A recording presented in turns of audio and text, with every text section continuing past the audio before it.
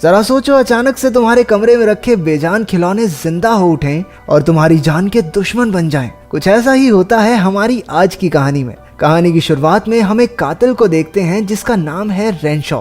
एक रात वो अपनी गाड़ी लेकर हैंस मॉरिस नाम के एक आदमी की हवेली पर पहुंचा। मॉरिस करोड़ों की खिलौने बनाने वाली कंपनी का प्रेसिडेंट है। रेनशॉ को उसी का खून करने की सुपारी दी गई थी। वो अपने स्टोर रूम में कुछ खिलौने देख रहा था जब उसका हाथ हरे रंग की एक परी पर गया। रेनशॉ बाहर से उस पर नजर रखे हुए था और अब उसने अपने प्लान को अंजाम देने का फैसला किया। उसने गन लोड की और मास्क लगाकर दरवाजे की ओर बढ़ा। वो सिक्योरिटी गार्ड को चकमा देने के लिए बाहर एक फोन रख देता है जिस पर उल्टी गिनती चल रही थी। हड़बड़ाकर गार्ड फोन को बाहर फेंकने चला गया और इसी वक्त रेनशॉ ने हवेली में एंट्री मारी। मौका देखकर उसने सिक्योरिटी गार्ड को गोली मार दी और क्योंकि गन में साइलेंसर लगा हुआ था इसलिए गोली की आवाज मॉरिस तक नहीं पहुंची। फिर वो गार्ड से चाबियां चुराकर आसानी से सिक्योरिटी रूम में पहुंच गया। उसने सभी सीसीटीवी कैमरास बंद कर दिए और आखिरकार अपना मास्क हटाया। इसके बाद वो मॉरिस के कमरे की तरफ बढ़ने लगा। रास्ते में एक और सिक्योरिटी गार्ड को उसने चुटकियों में ठिकाने लगा दिया। कमरे में पहुंचते ही उसने मॉरिस की छाती पर 2 गोलियां और माथे पर 1 गोली दाग दी जिससे उसकी मौके पर ही मौत हो गई। रेनशॉ ने उस हरी परी वाले खिलौने को उठा लिया जिसे वो अपने शिकार मॉरिस की निशानी बनाकर रखेगा। उसे टेबल पर मॉरिस की मां की एक तस्वीर दिखाई दी जिस पर कुछ लिखा भी हुआ था। उसने इसके बारे में ज्यादा नहीं सोचा और वहां से निकल आया। उसने प्लेन में अपने क्लाइंट को मिशन कंप्लीट होने की खबर दी और आराम से बैठ गया। थोड़ी देर बाद उसके पास बैठी एक लड़की ने उससे च्युइंगम मांगी जिसे निकालने के लिए रेनशॉ अपना बैग खोलता है। उसके बैग में वो हरी परी वाला खिलौना देखकर लड़की भी सोच में पड़ गई कि इतना बड़ा आदमी अपने बैग में खिलौने रखता है, लेकिन उसने कुछ कहा नहीं। बाद में एयरपोर्ट पर उतरकर उसने देखा कि मॉरिस के खून की खबर चारों ओर फैल गई थी। तभी उसकी नजर एक बच्ची के बैग पर गई जिसमें वैसी ही एक गुड़िया थी जैसी उसने मॉरिस के कमरे में देखी थी। इसके बाद उसके साथ अजीबोगरीब चीजें होना शुरू हो गई। उसके घर की बिल्डिंग की रिसेप्शन टेबल पर भी एक हरे रंग का खिलौना था जो मॉरिस की टेबल पर भी हुआ करता था। घर पहुंचने पर रेनशॉ ने उस हरी परी को एक डिस्प्ले टेबल पर सजा दिया जहां वो उन सभी लोगों की निशानियां रखता था जिन्हें उसने मारा था। वहां चश्मे, चाबियां, पेन, पैसे और न जाने क्या क्या चीजें थी जो कभी उन मरने वालों की हुआ करती थी। देखते ही देखते वो सोफे पर बैठा बैठा सो गया। बीच रात में अचानक दरवाजे की घंटी बजी और उसकी आंख खुल गई। इतनी रात में कौन आया था? उसने कैमरा में देखा कि रिसेप्शनिस्ट हाथ में एक बड़ा सा बक्सा लिए उसके दरवाजे पर खड़ी थी। जब उसने दरवाजा नहीं खोला तो वो बक्से को वहीं रखकर वहां से चली गई। फिर रेनशॉ बक्सा अंदर ले आया और किचन काउंटर पर रख दिया। बक्से पर उसी का नाम था लेकिन भेजने वाले का नाम पता नहीं लिखा था।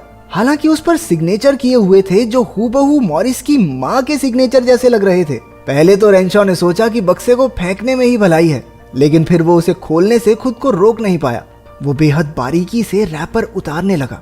अंदर उसे खिलौनों से भरा एक बक्सा मिला जो मॉरिस की कंपनी की तरफ से आया था। बक्से के पीछे लिखा था कि इसमें एक सीक्रेट बोनस सरप्राइज भी है। पहले तो रेनशॉ ने पूरी छानबीन की कि कहीं ये कोई जाल तो नहीं है, लेकिन ऐसा तो उसे कुछ भी नहीं मिला। उसने बक्सा खोला तो उसमें बहुत सारे प्लास्टिक सैनिक थे जिनके हाथों में बंदूकें थी। उसने एक खिलौने को निकालकर ध्यान से देखा लेकिन वो एकदम नॉर्मल था। बाद में अचानक से बक्सा अपने आप नीचे गिर गया। रेनशॉ को अच्छे से याद था कि बक्सा किनारे पर तो नहीं था। जैसे ही वो चेक करने गया तो देखते ही उसके होश उड़ गए। वो सभी खिलौने बक्से से गायब हो चुके थे। अब एक के बाद एक अजीबोगरीब चीजें होना शुरू हो गई। पर्दे खुद से हिलने लगे और अचानक सभी लाइट्स भी बंद हो गई। रेनशॉ ने देखा कि किसी ने लाइट्स की केबल ही काट दी थी। उसी पल एक सैनिक ने अपनी तेज धार बंदूक उसके पैर में घोंप दी। रेनशॉ को समझ आ गया था कि ये सारा किया धरा इन सैनिकों का ही है। जैसे ही वो उन्हें देखने के लिए झुका, सैनिकों ने उस पर अंधाधुंध गोलियां बरसानी शुरू कर दी। हालांकि गोलियां उसका ज्यादा कुछ नहीं बिगाड़ पाई, लेकिन अब वो डर चुका था। हद हो गई, खिलौनों से कौन डरता है यार। मम्मी! जल्द ही उन्होंने एक विस्फोटक फेंककर उसकी पैंट जला दी। रेनशॉ को एहसास हुआ कि ये सैनिक तो छोटा पैकेट बड़ा धमाका है वे। अब इनसे बचने की तरकीब सोचने के लिए वो बाथरूम की ओर भागा, लेकिन पीछे से लगातार फायरिंग चालू थी। उसके घुटने से खून बह रहा था और गर्दन पर भी काफी गोलियां लगी हुई थी। उनसे वो मरेगा नहीं, लेकिन उसे दर्द बहुत हो रहा था। रेनशॉ ने एक शीशे का इस्तेमाल करके बाहर की हालत चेक की तो उसने देखा कि सैनिकों की फौज लगातार लाइट बल्ब्स पर हमला कर रही थी, जिससे कि वहां पूरी तरह अंधेरा हो जाए।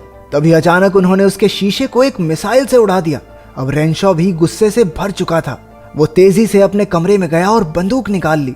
बंदूक की मदद से वो किसी तरह बचता बचाता किचन तक पहुंचा, जहां उसने अपनी राइफल छुपा रखी थी। उसने राइफल निकाली और लगातार फायरिंग शुरू कर दी। कुछ ही सेकंडों में चारों ओर सन्नाटा छा गया। सभी सैनिक डरकर छुप गए थे। रेंशॉ ने इसी मौके का फायदा उठाकर पूरा सोफा ही पलट दिया, जहां उसे कई सैनिकों की लाशें मिली। जो बच गए थे वो बाकियों को उठाकर जीप में डाल रहे थे। रेंशॉ फटी आंखों से बस देखता ही रहा। उसे यकीन ही नहीं हो रहा था कि ये हकीकत है। जैसे ही सैनिक भागने लगे, उसने जितना हो सके सबको अपने पैरों तले दबा दिया। कुछ तो अब भी उस पर फायरिंग कर रहे थे, लेकिन जब रेंशॉ ने एक गोली चलाई तो उसकी वाइब्रेशन से आधे सैनिक दूर जा गिरे। लेकिन हमला अभी खत्म नहीं हुआ था। कुछ ही देर में 3 आर्मी हेलीकॉप्टर्स उड़ते हुए आए और आग के गोलों से हमला कर दिया। रेंशॉ जैसे तैसे उनसे बचने में कामयाब हो गया। फिर उन्होंने अपनी असली ताकत दिखाते हुए उस पर धड़ाधड़ मिसाइलें दागनी शुरू कर दी। रेंशॉ भागकर अपने बाथरूम में पहुंचा और खुद को लॉक कर दिया। शीशे में खुद को देखते ही उसका सर चकरा गया। उसके चेहरे और शरीर पर बहुत सारे कट्स और जख्मों के निशान थे।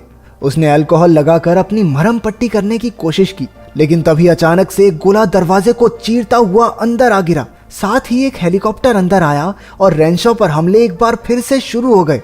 अब पानी सर से ऊपर जा चुका था, इसलिए रेंशॉ ने ना आव देखा ना ताव और एक तौलिया लेकर हेलीकॉप्टर को पकड़ लिया। उसने मार मार कर हेलीकॉप्टर को पूरी तरह तबाह कर दिया। इसके बाद वो बचे खुचे टुकड़े उठाकर उन्हें फ्लश कर देता है, लेकिन सैनिक अभी भी हार नहीं मान रहे थे। आखिरकार उसने एक हेयर ड्रायर टॉयलेट में डाला, जिससे सारे सैनिक मर गए। बाहर से एक सैनिक ने नोट सरकाया, जिस पर लिखा था, खुद को हमारे हवाले कर दो। उनकी चालाकी देखकर रेंशॉ भी हैरान रह गया और उसने भी जवाब में लिख दिया, भाड़ में जाओ सालों, हट। पर जब वो कागज वापस रखने गया तब उसे समझ आया कि ये तो उनकी एक चाल थी। खिलौनों की पूरी फौज टैंक्स के साथ हमला करने को तैयार खड़ी थी। उनके जोरदार हमले से दरवाजे के चीथड़े उड़ गए और अब रेंशॉ सीधा उनके निशाने पर था। अपनी जान बचाने के लिए वो खिड़की से बाहर निकल गया, लेकिन बेचारा 14th फ्लोर से कूद भी नहीं सकता था। आगे कुआं तो पीछे खाई। अब वो फूक फूक कर कदम रख रहा था। अचानक एक हेलीकॉप्टर ने फिर से उस पर हमला कर दिया। खिलौने उसे नीचे गिराने ही वाले थे कि रेंशॉ ने एक शॉट में हेलीकॉप्टर को मार गिराया।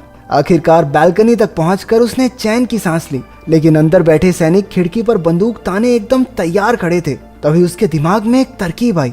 रेंशॉ ने एक रबर डक के जरिए सैनिकों का ध्यान भटकाया और फिर मौका मिलते ही दूसरी ओर से फायर एक्सटिंग्विशर से उन पर हमला कर दिया। जबरदस्त भगदड़ मच गई और तभी उसकी नजर कुछ और फौजियों पर पड़ी। उन्होंने जीप में उसे चारों ओर से घेर लिया और लगातार गोलियां चलानी शुरू कर दी। अब लड़ाई और भी खतरनाक होने वाली थी। रेंशॉ ने स्प्रे और लाइटर की मदद से जबरदस्त आग पैदा की और सैनिकों को जिंदा ही जला दिया। और तो और एक चाकू लेकर पागलों की तरह उन खिलौनों को छोटे छोटे टुकड़ों में काटने लगा। इसके बाद उसने फायर एक्सटिंग्विशर से लड़ रहे सैनिकों पर एक भारी डब्बा फेंक दिया, जिसके नीचे दबकर सबकी चटनी बन गई। आखिरकार सभी फौजी खिलौने अब मारे जा चुके थे। अपनी जीत पक्की करने के लिए रेंशॉ ने सभी खिलौनों को गिना और उनके डब्बे के नंबर से मिलाया। अब एक भी सैनिक नहीं बचा था और इसी तरह उसकी जान बच गई। ऐसे कैसे बच जाएगा? उसने खिलौनों को तो गिन लिया, लेकिन एक बात भूल गया कि डब्बे के पीछे लिखा था बोनस सरप्राइजेस। सबकी गेम बजाने के बाद वो आराम करने के लिए थोड़ी देर पूल में आ गया, लेकिन अचानक किसी ने पानी में उसकी कलाई काट डाली। उसने फटाफट पानी से बाहर आकर देखा कि खून बहुत ज्यादा बह रहा था, तो उसने सुई धागा लेकर स्टिचेस लगाने की पूरी कोशिश की। अब वो घर से बाहर जाने का फैसला करता है ताकि जो भी ये चीज है उस पर दोबारा हमला ना कर सके। रेंशॉ इस बात से बिल्कुल अनजान था कि उसके दुश्मन उसके साथ ही लिफ्ट में पहुंच चुके हैं। अचानक से सारी लाइटें फूट गई और लिफ्ट ऑपरेट करने वाले सभी बटन्स भी टूट गए। अब रेंशॉ इस लिफ्ट में कैद हो चुका था। उसने एक फ्लैश लाइट जलाकर देखा कि वहां सिर्फ एक कमांडो मौजूद था। लिफ्ट के ऊपर का हिस्सा गायब था, इसलिए कमांडो उसी रास्ते से लिफ्ट से बाहर निकल गया। रेंशॉ भी उसका पीछा करने लगा और उसने देखा कि लिफ्ट तो अटकी हुई थी। अब उसके पास बच निकलने का कोई रास्ता नहीं था। एक आखिरी उम्मीद के साथ वो बगल वाली लिफ्ट की छत पर कूद गया। उसने सीलिंग पैनल हटाया और लिफ्ट के अंदर पहुंच गया। वो किसी तरह कमांडो से बच निकला था, लेकिन उसकी खुशी ज्यादा देर नहीं टिकी, क्योंकि कमांडो भी उसी के साथ छुपकर वहां पहुंच चुका था। खिलौने ने एक चाकू लगातार रेंशॉ के शरीर में घोंपना शुरू कर दिया, लेकिन रेंशॉ को उसके इस वार से कोई ज्यादा फर्क नहीं पड़ा।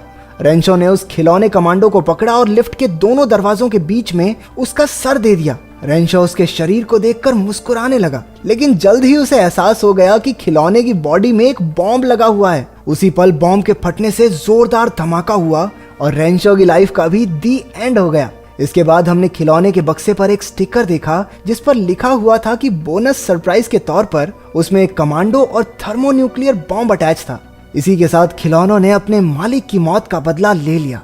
तो बचपन में तुम्हारे पास ऐसा कौन सा खिलौना था जो तुम्हें सबसे ज्यादा प्यारा हो? जैसे मुझे मेरी ये रिमोट कंट्रोल कार बहुत पसंद है। कमेंट्स में जरूर बताना।